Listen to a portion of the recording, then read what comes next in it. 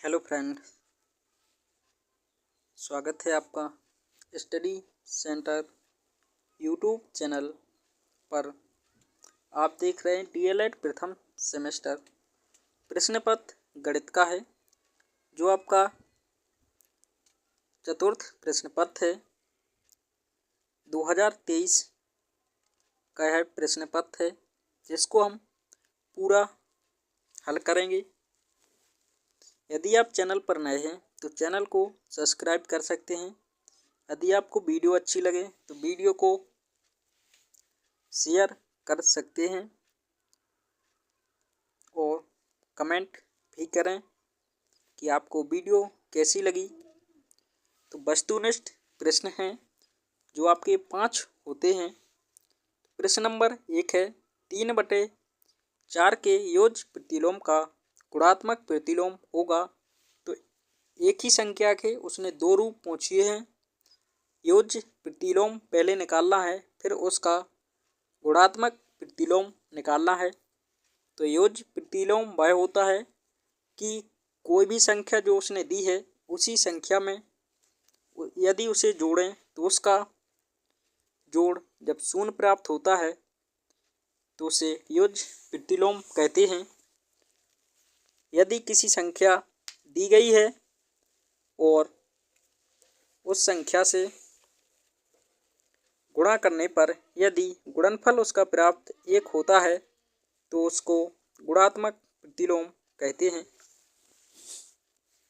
तो 3/4 का योज्य प्रतिलोम उस संख्या में जोड़ने पर योग शून्य होता है। यहाँ पर 3/4 में हमने x को जोड़ा तो इसका पक्षांतर किया तो इसका आंसर -3/4 योज्य प्रतिलोम आया।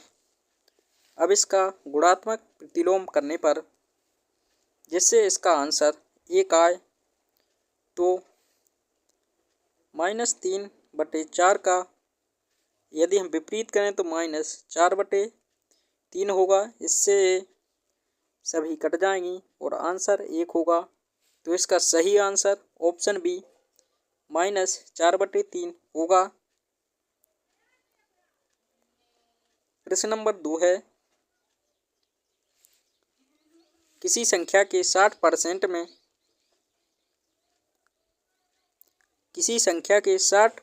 में यहाँ पर 32 छूट गया है।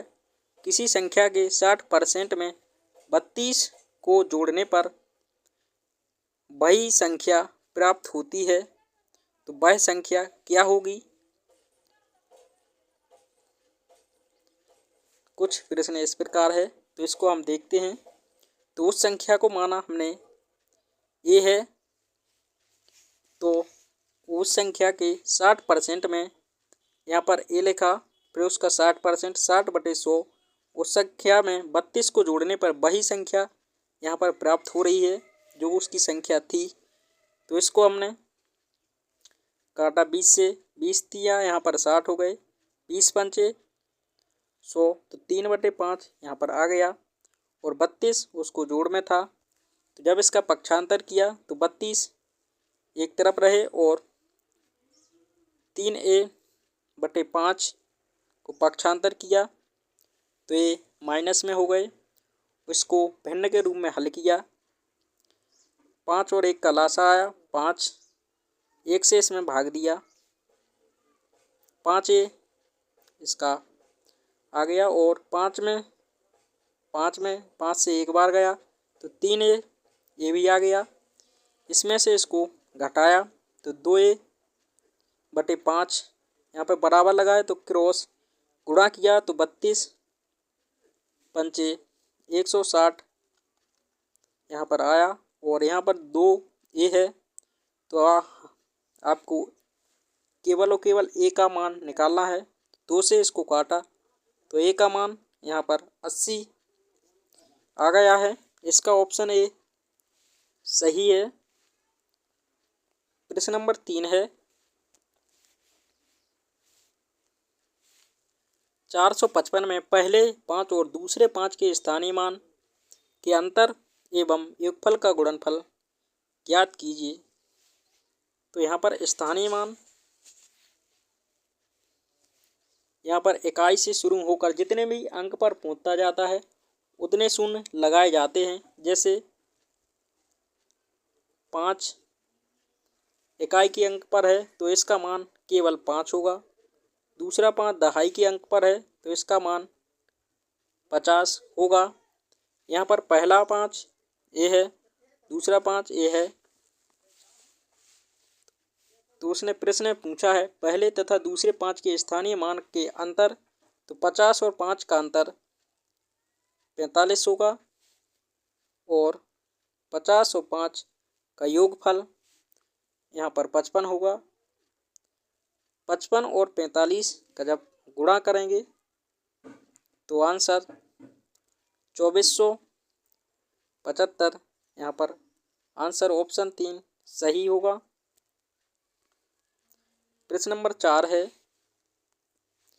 0 का रोमन अंक है तो 0 का कोई भी रोमन अंक नहीं होता है। इसका ऑप्शन 4 है, इनमें से कोई नहीं।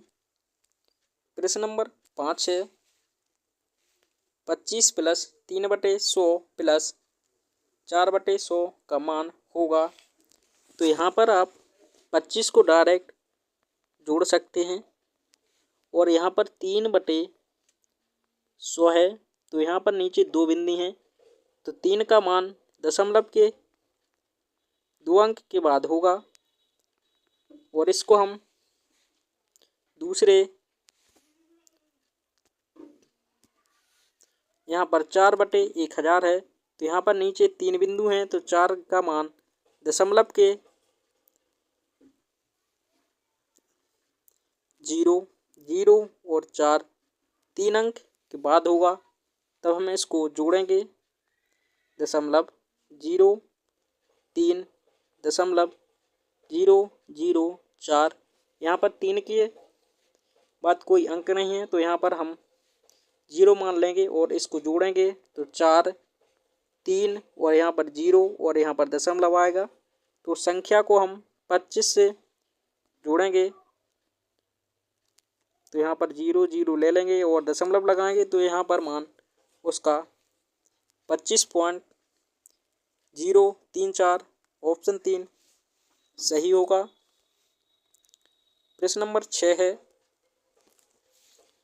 20 सही 2/3 मीटर लंबी रस्सी में से 5 सही 1/8 मीटर काटा गया शेष रस्सी की लंबाई ज्ञात कीजिए। तो एक तो आप डायरेक्ट कर सकते हैं, जैसे 20 और यहाँ पर 3 से डायरेक्ट 2 में भाग देंगे तो 0.66 आंसर यहाँ पर इसका आएगा और 5 यहाँ से 8 से 1 में भाग देंगे तो यहाँ पर 0.12 आएगा। तो अब डायरेक्ट इससे घटाएंगे तो यहाँ पर आपका आंसर 15.54 आएगा मीटर में। या तो आप इस प्रकार से कर सकते हैं या फिर आप इस मेथड से कर सकते हैं। 20 सही 2/3 को हमने सही एक भिन्न में बदला तो यहाँ पर 62/3 मीटर लंबाई उस रस्सी की आएगी और जो काटी गई रस्सी है उसकी लंबाई हमने यहाँ से 8 का 5 में गुणा किया और 1 को जोड़ा तो 41/8 मीटर काटा गया रस्सी का भाग है। तो हमने शेष रस्सी की लंबाई निकालने के लिए कुल रस्सी की लंबाई में से काटी गई रस्सी की लंबाई को घटाया तो 62/3 से 41/8 को घटाया तो 3 और 8 का लासा 24 आया और 3 से 24 में भाग दिया तो 8 बार गया। 8 और 62 का हमने गुणा किया तो यहाँ पर 496 आया और 8 का भाग 24 में दिया तो 3 बार गया। 3 और 41 का गुणा किया तो 123 आया और 496 में से 123 को जब घटाया तो 373/24 मीटर यहाँ पर शेष रस्सी की लंबाई आई। मीटर में इसका आंसर आ गया। प्रश्न नंबर 7 है। प्रश्न नंबर 7 है, किसी गांव में पुरुषों की संख्या 6xy plus 5y² minus Z है, 8z है। महिलाओं की संख्या 2x plus xy minus 2y है, तो पुरुषों की संख्या महिला की संख्या से कितनी अधिक है? तो यहाँ पर पुरुषों की संख्या महिलाओं की संख्या से कितनी अधिक है, तो हमने पुरुषों की संख्या से यहाँ पर महिलाओं की संख्या को घटाया, तो यहाँ पर घटाया जब, तो यहाँ पर इस माइनस से इस पूरी संख्या में गुणा हुआ, तो ये -2 यहाँ पर प्लस है तो माइनस हो गया, और यहाँ पर माइनस माइनस का गुणा हुआ, तो यहाँ पर +2y हो गया। तब इसको घटाया जाए, तो यहाँ पर इससे इसको घटाया गया तो 5y आ गया, और यहाँ पर 5y इस किसी भी व्यंजक में नहीं है, तो इसको डायरेक्ट लिखा गया है। और यहाँ पर 2x भी नहीं है, तो इसको भी लिखा गया है, और 2y को डायरेक्ट लिखा गया है, और 8z को भी डायरेक्ट लिखा गया है। इसका आपका क्रम आगे पीछे हो सकता है, इससे कोई दिक्कत नहीं है, ये इसका आंसर होगा।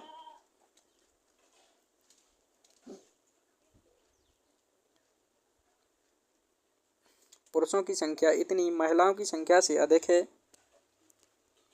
प्रश्न नंबर 8 है, दशमलव संख्या 51.3, 510.03 और 5100.003 प्लस 50,001.0003 को जोड़िए। तो यहाँ पर जब इसको जोड़ा, तो दशमलव के बाद आप कितने भी जीरो संख्या के बाद आप कितने भी जीरो लगा सकते हैं। तो यहाँ पर 51 के बाद 3 था, तो यहाँ पर दशमलव के बाद तक 4 अंक थे, तो यहाँ पर 3 था, तो यहाँ पर 3 जीरो और लगा लिए गए, और यहाँ पर 2 थे तो 2 जीरो लगाए गए। यहाँ पर 3 अंक थे, तो यहाँ पर केवल 1 जीरो लगाया गया, यहाँ पर एक भी जीरो नहीं लगाया गया। तब इसको जोड़ा, तो यहाँ पर 3 3 3 और 3, इसको भी जोड़ा, 1 को 1 2, 5 और 1 6, 5 और 1 6, 5 और 5, यहाँ पर 55,662.333 यहाँ पर इसका आंसर आ गया। प्रश्न नंबर 9 है, वह बड़ी से बड़ी संख्या बताइए जिससे 49, 59 और 109 को भाग देने पर क्रमशः 1, 3, 5 शेष बचें।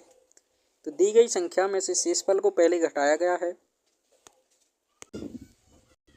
सभी संख्याओं में से इन शेष को घटाया, तो यह मुख्य संख्याएं निकल के आईं। तो इन संख्याओं का जब महत्तम समावर्तक निकाला, यह गुणनखंड विधि से था, तो 48 का 2 4, 2 दूनी 4, दूनी 8, दूनी 16, 48, यहाँ पर इसका गुणनखंड हुआ। यहाँ पर 56 का 2 2 2 और 7, यहाँ पर आवाज़ गुणनखंड आए, और 104 के 2 2 2 और 13, इसके अभाज्य गुणनखंड आए। तो मासा में हम केवल जो सभी संख्याओं में कॉमन होते हैं उनको लेते हैं। तो यहाँ पर केवल 3 2, यहाँ पर 3 3 2 सभी संख्या में से लिए, तो इसकी बड़ी से बड़ी संख्या 8 थी, जो इन सभी संख्याओं में भाग देने पर क्रमशः 8 से यदि हम 49 में भाग देंगे तो 8 छंग 48 कट जाएगा, केवल एक शेष बचेगा।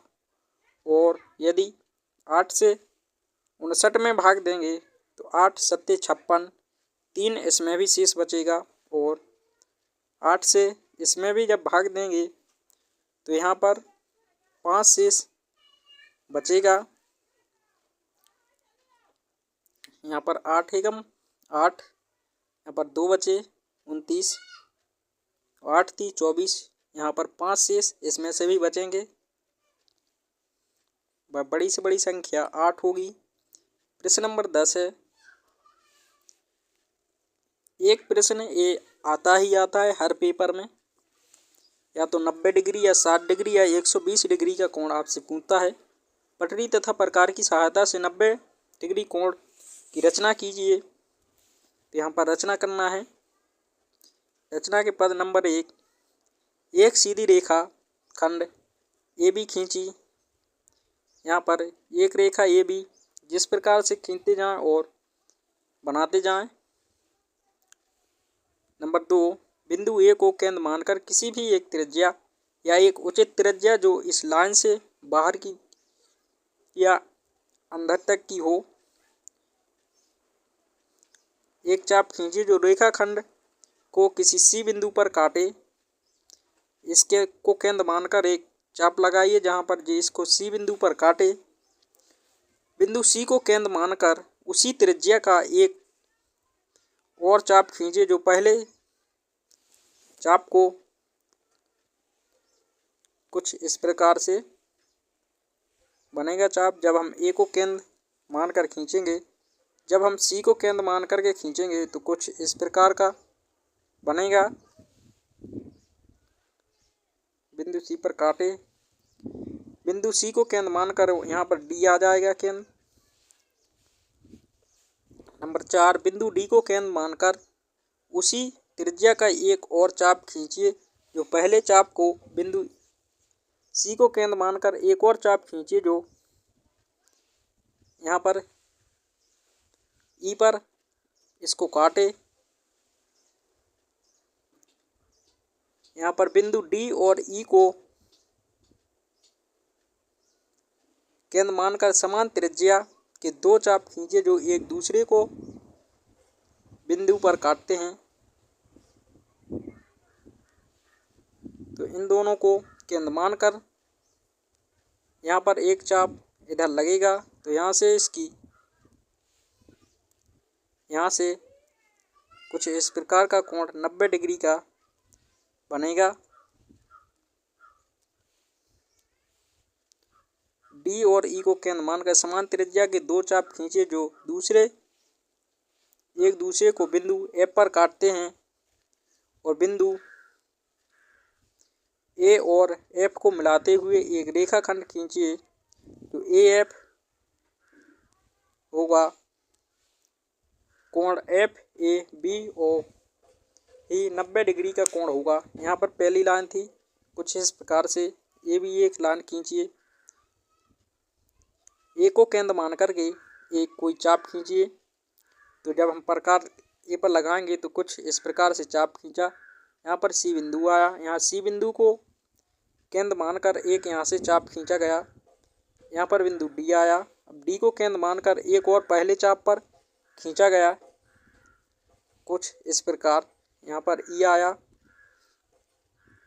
अब एक बार डी को केंद्र मानकर और एक बार ई को केंद्र मानकर जब हमने एक और ऊपर चाप खींचा तो कुछ इस प्रकार का चाप होगा। और ई को मानकर तो कुछ इस प्रकार। जब हम ए और यहाँ पर एफ बिंदु एफ और ए बिंदु को मिलाएंगे तो एफ ए और बी का जो एक कोण होगा ये 90 डिग्री का बन जाएगा।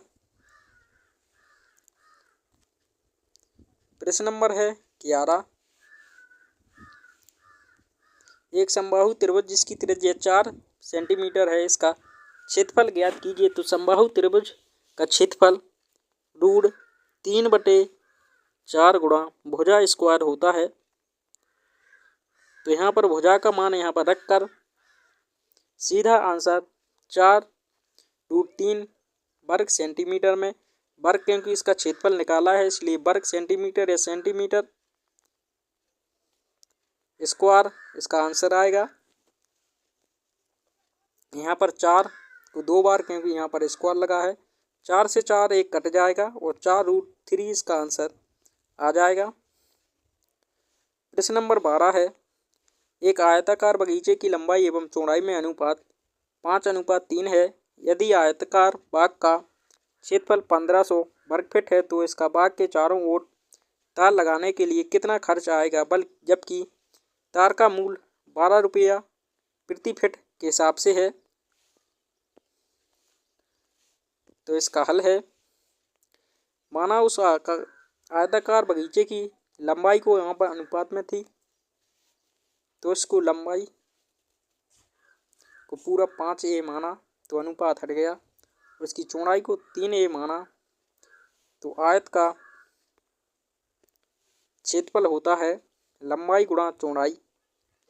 और जो इसको प्रश्न में दिया है कि उसका क्षेत्रफल 1500 है तो इसका हमने गुणा किया तो यहाँ पर 15a स्क्वायर आ गया। तो 15 से इसको काटा तो यहाँ पर 100a स्क्वायर आ गया। इसका रूट वर्गमूल लिया तो यहाँ पर a का मान 10 आ गया, और a का इस मान 10 यहाँ पर इसमें रखा तो इसकी लंबाई 50 मीटर एवं यहाँ पर रखा तो इसकी चौड़ाई 30 मीटर आ जाएगी।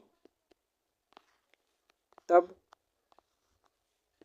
यहाँ पर इसकी लंबाई और चौड़ाई 50 और 30 मीटर आ गई।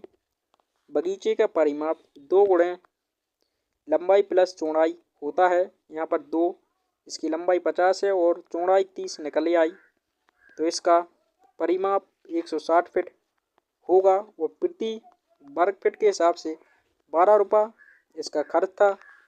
तो जब उसको गुणा किया तो 1920 रुपया का खर्चा इसके आयताकार बगीचे के चारों ओर तार लगवाने के लिए 1920 रुपये खर्च हुए। प्रश्न नंबर 13 है, त्रिभुज किसे कहते हैं? भुजाओं एवं कोणों के आधार पर त्रिभुजों के नामों का सचित्र वर्गीकरण कीजिए। तो यहाँ पर त्रिभुज की परिभाषा है, 3 भुजाओं से बनी बंद आकृति को त्रिभुज कहते हैं। यहाँ पर भुजाओं के आधार पर त्रिभुजों का वर्गीकरण समबाहु त्रिभुज, यह एक ऐसा त्रिभुज होता है, सम मतलब सभी भुजाएं कैसी होती हैं? समान होती हैं। जिसकी सभी भुजाएं समान होती हैं समबाहु त्रिभुज कहलाता है। समद्विबाहु त्रिभुज, जिसकी 2 भुजाएं तो समान होती हैं लेकिन एक भुजा की लंबाई 2 भुजाओं से अलग होती है तो इसे समद्विबाहु त्रिभुज कहते हैं।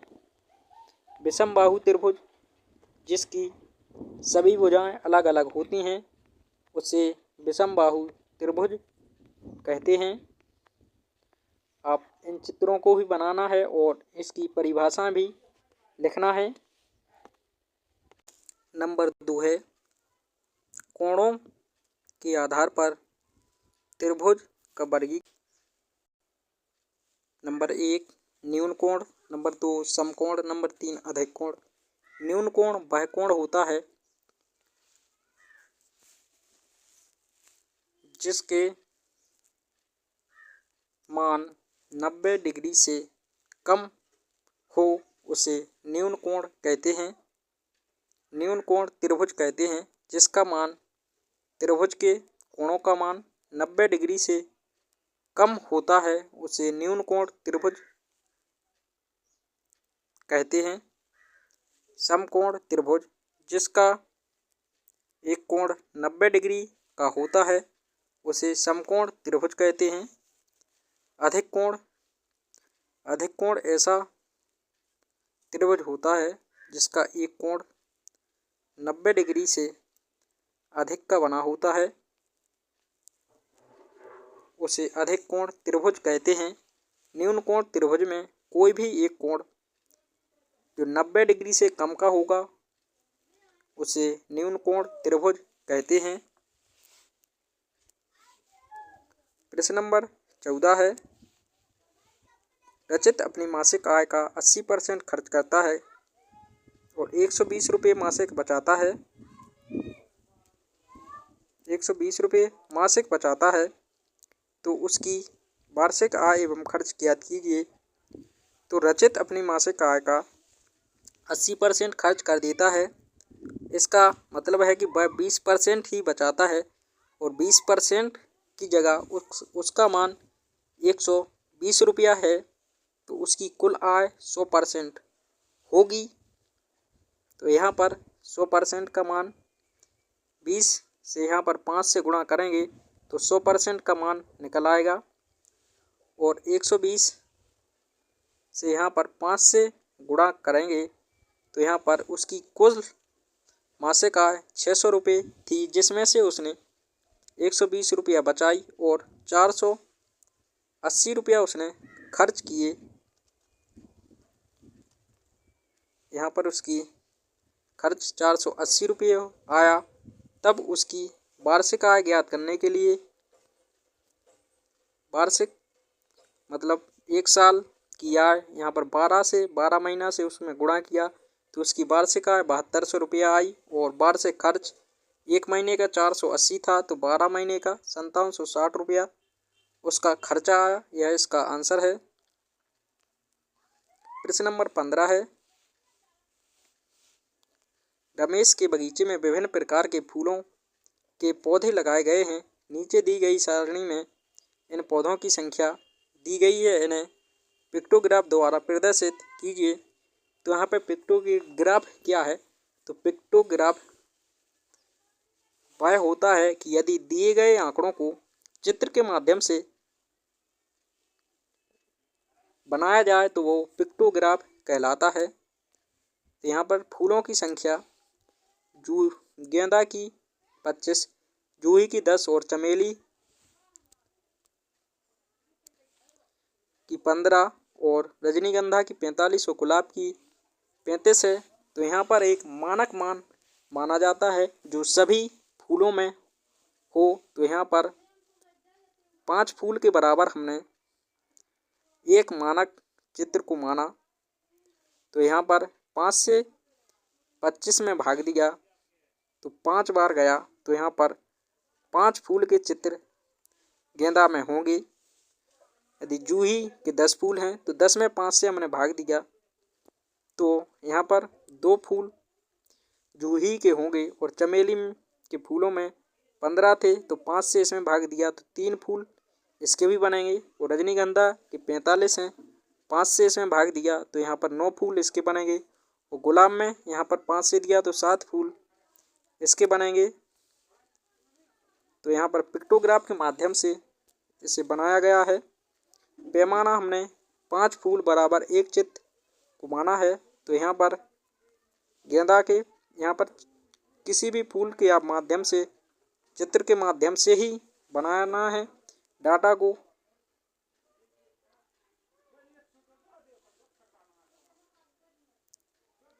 यहाँ पर डाटा को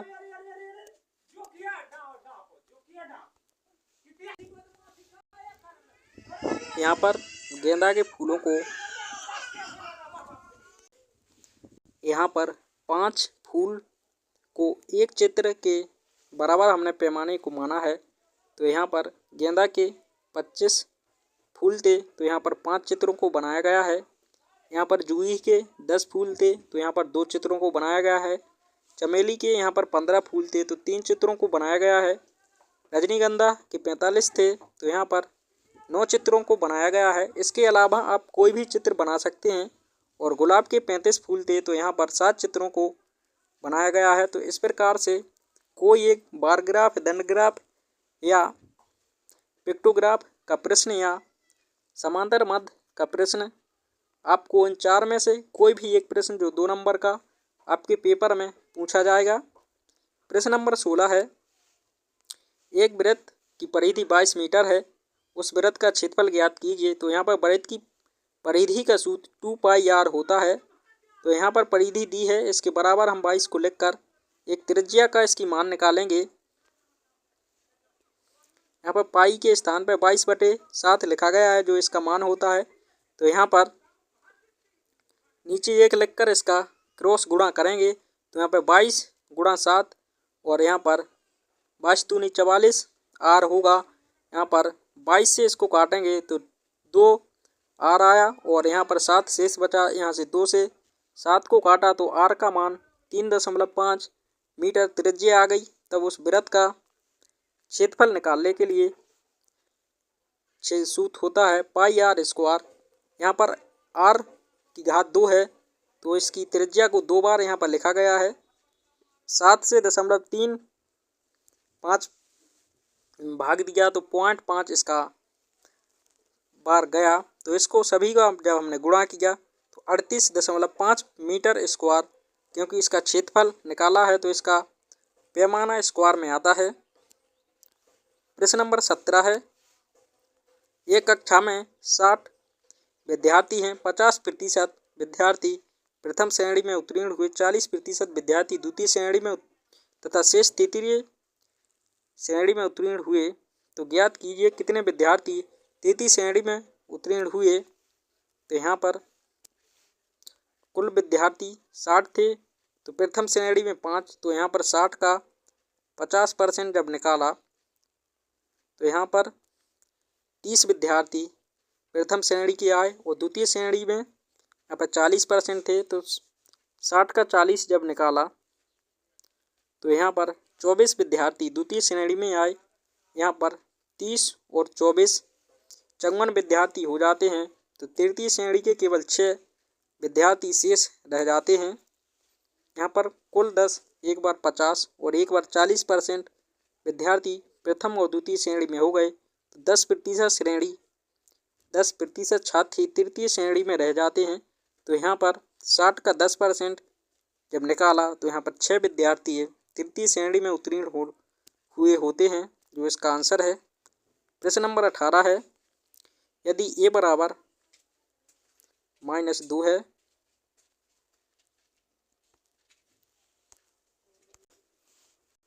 a बराबर -2 है तो इन दो व्यंजकों का मान ज्ञात करना है। a के स्थान पर -2 को लिखना है। तो यहाँ पर जब मान रखा गया a बराबर -2, यहाँ पर 5a² है, तो यहाँ पर -2 पे घात 2 चढ़ी, कोष्टक में लिखा। यहाँ पर 4a है, तो यहाँ पर -2 को कोष्टक में लिखा और -2 ज्यों का त्यों लिखा। जब इसका -2 गुणा -2 का गुणा हुआ तो यहाँ पर प्लस का 4 हो गया और 4 का 5 में गुणा हुआ तो यहाँ पर 20 आ गया और 4 का और 2 का 4 - 2 का जब गुणा हुआ तो यहाँ पर माइनस का 8 आ गया और 2 माइनस में ही था। जब इसको जोड़ा प्लस 20 में से माइनस के 10 जब घटाए तो इसका आंसर 10 आया। और नंबर दूसरा व्यंजक था a बराबर -2 रखने पर a की घात 3 थी, तो 2 को -2 गुणा -2 2 दूनी 4, यहाँ पर ये प्लस में हो जाएंगी और गुणा -2 तो 4 दूनी 8, यहाँ पर माइनस का 8 होगा। यहाँ पर प्लस का हो जाएगी क्योंकि 2 घातें हैं, तो यहाँ पर 4 - 2 की घात होगी तो यहाँ पर 4 आएगा। 4 का 4 में जब गुणा हुआ तो यहाँ पर 16 हो गया और 3 का 2 से जब गुणा हुआ तो यहाँ पर माइनस का है, तो 3 दूनी 6 इसका आया। तब इसको सरल किया, -8 और -6 यहाँ पर -14 हो गए और 16 में से जब 14 घटाए तो यहाँ पर 2 इसका आंसर हो गया। यहाँ पर 2023 का पूरा पेपर ख़त्म हो चुका है। प्रश्न 1 से 18 तक सभी प्रश्न को हमने सॉल्व कराया है। यदि आप चैनल पर नए हैं तो चैनल को सब्सक्राइब करें और वीडियो अच्छी लगे तो वीडियो को लाइक करें।